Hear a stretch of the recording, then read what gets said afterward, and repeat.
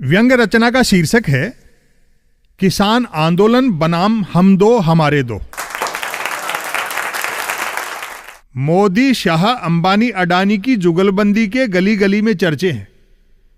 विकास का क्या गजब गुजरात मॉडल है, हम दो हमारे दो। मैंने एक भाजपाई से कहा, भाई साहब, किसान जब चाहते ही नहीं है तो सरकार तीनों कृषि बिल वापस क्यों नहीं ले लेती? वह बोले, असंभव, आर्यपुत्र असंभव। पूज्य नरेंद्र मोदी जी इतने दबंग प्रधानमंत्री हैं कि दो पूंजीपतियों के अलावा किसी के सामने नहीं झुकते हैं। वाह, विपक्ष में थे तो एफडीआई, आधार, जीएसटी, कृषि, निजीकरण, सब पर भाषण और तेवर अलग थे। सत्ता में आते ही सब उलट पलट गया। ऐसो ही की कथनी करनी का भेद देखकर कबीर कह गए हैं, तन उजरा मन गादरा, बगुला जैसा भेक, ऐसे से कागा भले बाहर भीतर एक। कहावत है कि बौनों की परछाई लंबी होने लगे तो समझ लो सूरज ढलने वाला है।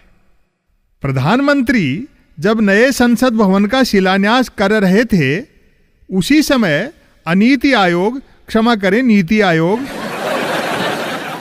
के सीईओ अमिताभ कांत भारत में ज्यादा लोकतंत्र से परेशान थे। अब तो आप भी समझ गए होंगे कि संसद भवन गोल से त्रिकोणीय क्यों बनाया जा रहा है।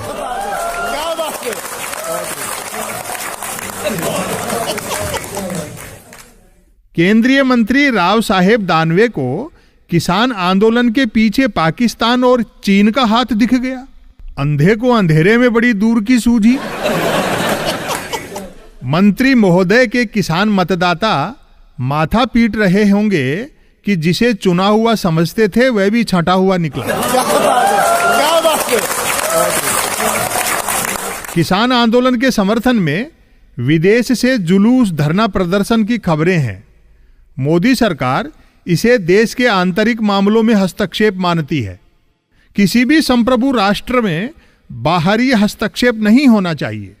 हां, अमेरिकी धरती पर अब की बार ट्रंप सरकार बोलकर हम हस्तक्षेप कर आए तो बात अलग है।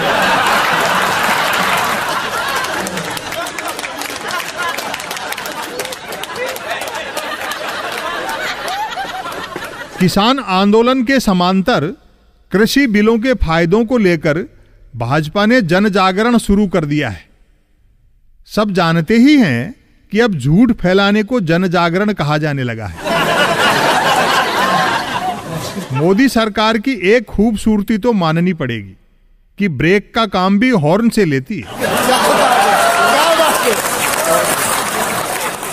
देश फिर से नई ईस्ट इंडिया कंपनी को सौंपने का भीतरी सच तमाम भाजपाई भी जानते हैं, लेकिन दो धुरंधरों के आगे बेचारे हर भाजपाई की हालत पांचवें सवार जैसी है।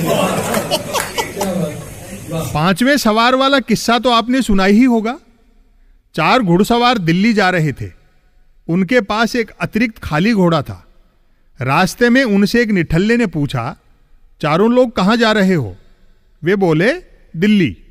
उसने निवेदन किया, आपके पास एक खाली घोड़ा है, मैं भी दिल्ली चलूं। चारों घुड़सवारों ने उसे भी साथ ले लिया।